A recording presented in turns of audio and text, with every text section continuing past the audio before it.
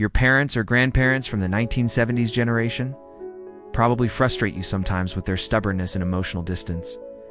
But there are deep psychological reasons behind every behavior pattern that defines who they became as adults. Let us dive into the 10 psychological forces that shaped their minds forever. The last unsupervised generation there is something fundamentally different about the way people raised in the 1970s processed the world around them. Their psychology was shaped in an environment that simply does not exist anymore. And the effects of that upbringing are still visible in how they think and behave decades later. These children grew up with a kind of freedom that would alarm most modern parents today. They left their homes in the morning and returned when the sky got dark, and the hours in between belonged entirely to them. Adults trusted them to handle the world on their own terms, and this trust became the foundation of their entire mental framework. Their brains learned early that they were capable of handling situations without outside intervention from anyone. Every scraped knee they treated themselves, and every conflict they resolved alone reinforced a mental pattern of self-trust that became permanent over time. The neighborhood became their classroom, and experience became their greatest teacher throughout those formative years. Psychologists recognize this as a strong internal locus of control, which means a deep belief that you can influence your own outcomes through personal effort. People raised in the 1970s carry this trait heavily because their childhood demanded it from them daily without exception. Children of the silent generation, the psychology of people raised in the 1970s, cannot be understood without examining the generation that raised them first. Their parents came from an era marked by the Great Depression and World War II, which shaped their entire approach to life and parenting in profound ways that lasted decades.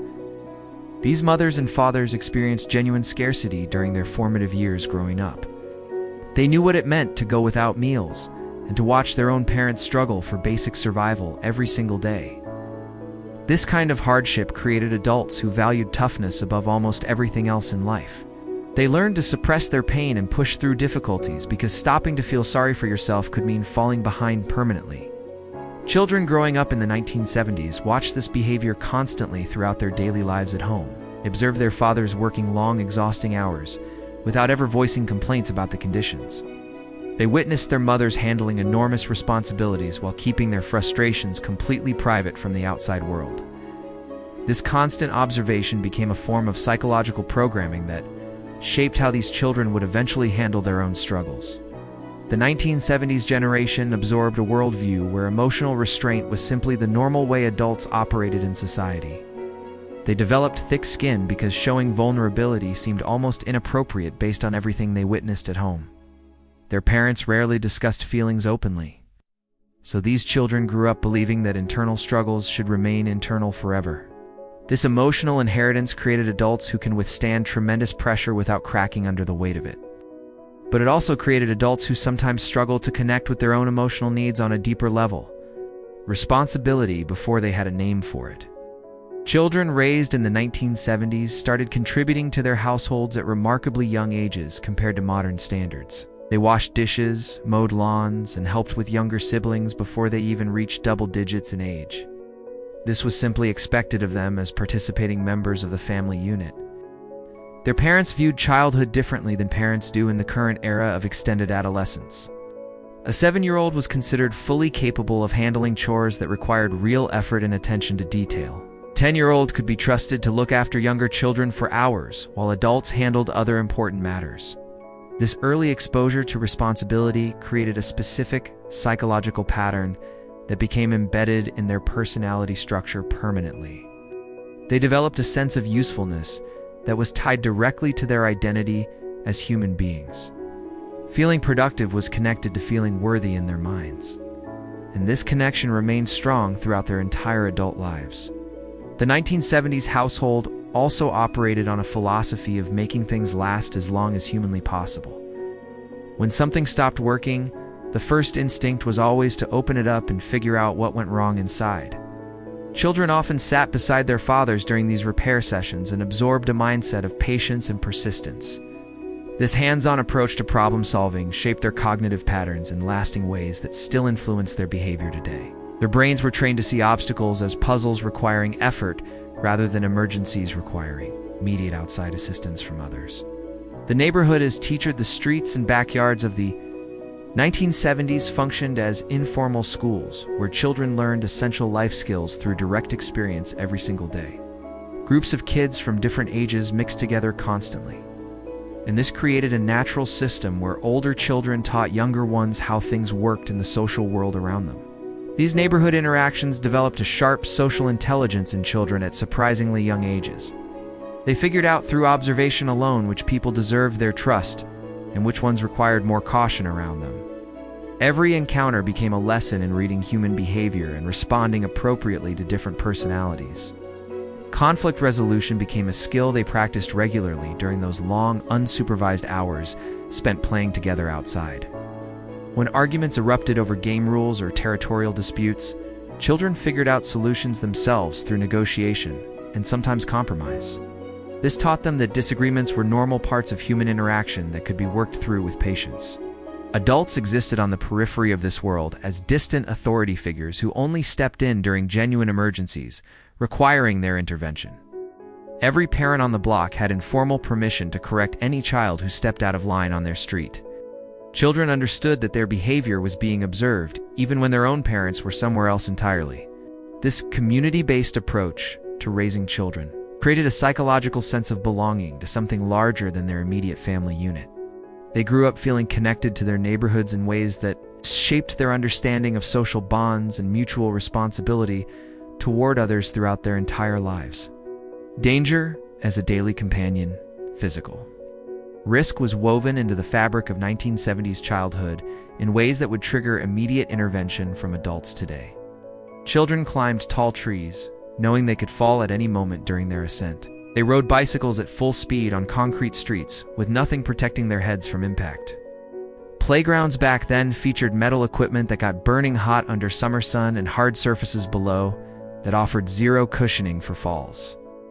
Construction sites became adventure zones after workers left for the evening. And unsupervised swimming in natural bodies of water was considered a normal summer activity for most families. Their bodies accumulated scars and bruises as regular evidence of their adventures in the physical world. A broken arm from falling off a fence became a story to tell friends rather than grounds for legal action against anyone. Minor injuries received basic treatment from bathroom cabinet supplies, and life simply continued forward. This constant exposure to physical danger created a specific psychological relationship with risk that persisted throughout their adult lives. Their nervous systems learned early to distinguish genuine threats from minor hazards that simply required careful attention. They developed an internal calibration system for danger that people raised in heavily protected environments never had the opportunity to build. Fear became something they learned to manage rather than something that controlled their choices entirely. They understood from direct experience that getting hurt was part of living an active and engaged life. This knowledge gave them calmness when facing uncertain situations, because they had already survived countless small dangers throughout their childhood years. The bridge generation people raised in the 1970s occupy a unique psychological position in human history because they experienced two completely different worlds within a single lifetime. Their childhood unfolded in a purely analog environment where information moved slowly through physical channels, like newspapers and handwritten letters. They grew up with rotary phones mounted on kitchen walls that kept conversations anchored to one specific location in the house. Television offered limited programming at scheduled times, which meant families gathered together to watch whatever was available during those evening hours. Entertainment required leaving the house and physically being present with other human beings in shared spaces. Patience was simply built into how the world functioned during those years of their development. Waiting was normal because instant access to anything did not exist as a concept yet. Their brains developed according to the rhythms of a slower world, where delayed gratification was simply how life worked for everyone. Then the digital revolution swept through society and transformed every aspect of daily human existence around them. This generation witnessed the entire transformation as adults with already formed personalities and deeply rooted value systems. They learned to use new technologies because survival in modern society demanded adaptation from them. Their psychology now holds memories of that vanished analog world alongside full participation in the digital present moment. They carry perspective that comes only from having lived through one of the most dramatic transitions in human history. Younger generations can only read about life before constant connectivity. But people from the 1970s actually lived it and remember exactly how different everything felt back then. Emotional armor and its cost, the psychological makeup of people raised in the 1970s includes a protective layer around their emotional core that developed early in childhood. They learned by watching their parents that feelings were private matters meant to be handled internally rather than shared openly with others around them. Vulnerability was treated almost like a character flaw during that era of American family life. Boys especially received constant messaging that crying showed weakness and that real strength meant keeping emotions locked away inside completely. Girls had slightly more permission to express feelings but still absorbed lessons about controlling excessive displays that might make others uncomfortable. This conditioning created adults who became remarkably skilled at functioning under emotional pressure throughout their entire lives. They can navigate intense grief while maintaining outward composure that impresses everyone watching them handle difficult situations. Their colleagues often describe them as steady and reliable during workplace crises, when others might fall apart completely under the same circumstances. The survival value of this emotional armor proved itself repeatedly throughout their adult years in various challenging situations. They weathered economic recessions while continuing to meet their family obligations without complaint or visible distress. Their ability to compartmentalize painful feelings allowed them to keep moving forward even during their darkest personal moments. But this same armor that protected them also created barriers to genuine intimacy with people they loved most deeply. Many struggled to let others see their vulnerable side, even when closeness would benefit everyone involved. Their children sometimes describe them as emotionally distant, even when love is clearly present beneath that hardened protective surface. Therapy often feels foreign to members of this generation because discussing feelings with strangers contradicts everything they absorbed during childhood. Many reach their 50s or 60s before attempting to unpack emotional patterns that shaped their entire adult lives. The process of softening that armor requires conscious effort because removing protection feels dangerous to a nervous system trained to guard itself constantly. Some discover that the walls they built to survive childhood now prevent them from experiencing the deep connection they secretly desire.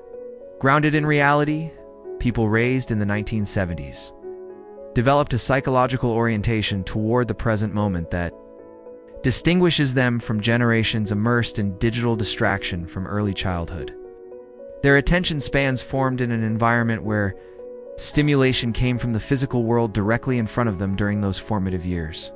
This created a capacity for sustained focus that becomes increasingly rare in modern society today.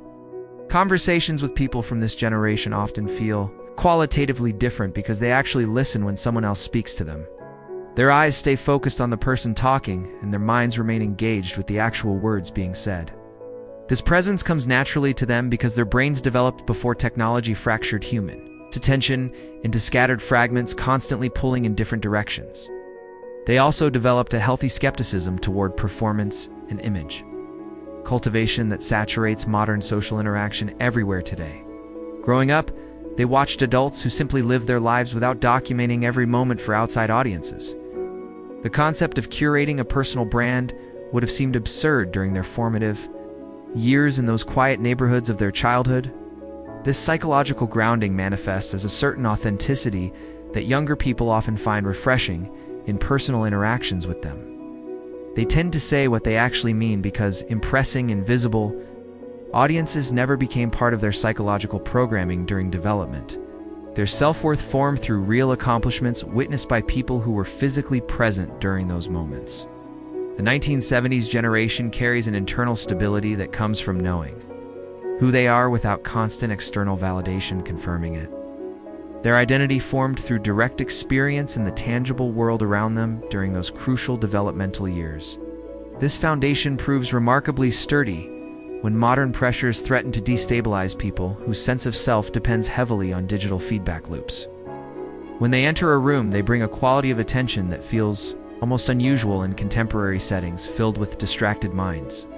Younger people sometimes describe them as intense because full human presence has become uncommon in daily interactions.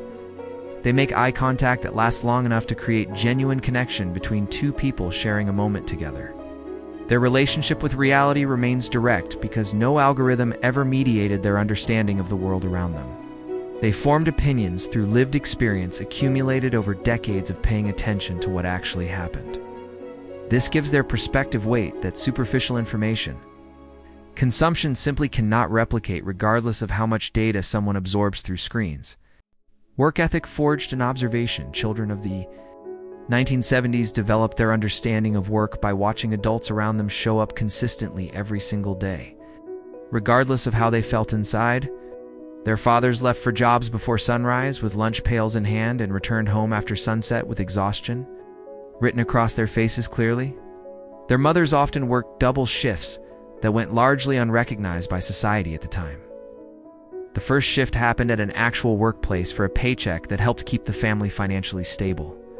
The second shift began immediately upon returning home, where cooking and cleaning awaited them without any break in between responsibilities. This constant observation embedded a specific psychological relationship with labor into children who witnessed it throughout their formative years. Work became something you simply did because that was how responsible adults operated in the world around them. Calling in sick required genuine illness that kept you physically unable to perform your duties properly. The 1970s generation carried this programming into their own careers with remarkable consistency across different industries and professions.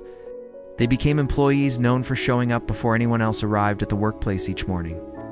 Supervisors learned to depend on them because their reliability was rooted in deep psychological conditioning rather than superficial performance for praise. This work ethic brought them professional success, but also created tendencies toward overwork that damaged their health over time. Many pushed themselves past reasonable limits because slowing down felt like a personal failure according to their internal programming. Rest became something they had to learn consciously as adults because their childhood never demonstrated its value properly.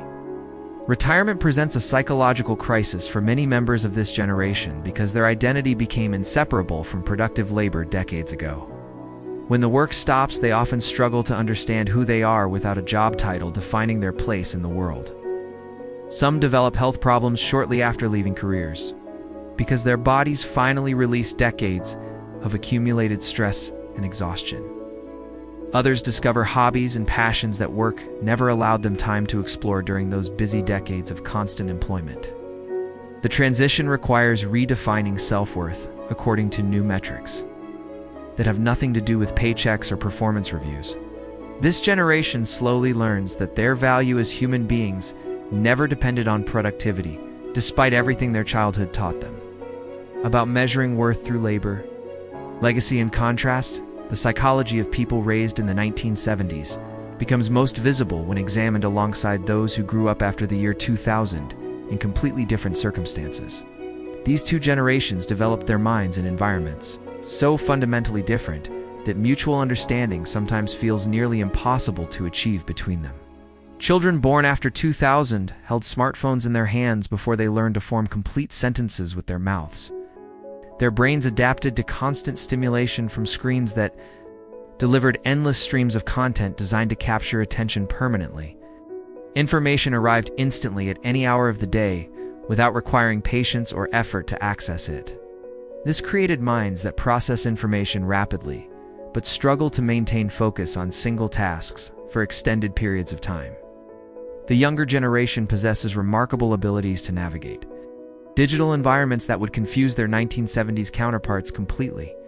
Their creativity flows through technological channels that older generations sometimes view with suspicion because they develop differently. Meanwhile, the 1970s generation watches this new world with fascination because the technological possibilities genuinely impress them on many levels.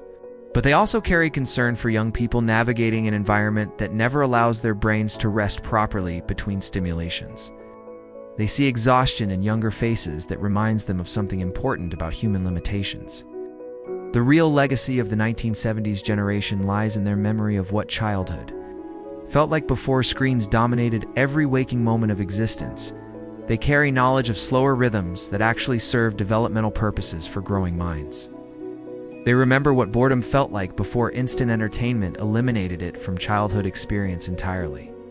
Perhaps their greatest contribution will be reminding future generations that human beings evolved over thousands of years in environments radically different from current conditions. The 1970s generation stands as living proof that children can develop strong psychological foundations without constant digital stimulation surrounding them. Their resilience came from facing the real world directly with all its discomfort and uncertainty present. Future generations may eventually look back at this transitional period and wonder how humanity managed such a dramatic shift so quickly. The children of the 1970s will be remembered as the last generation who knew both worlds intimately from the inside. Their psychological profile represents something that can not be replicated once the memory of analog childhood disappears completely from living human experience.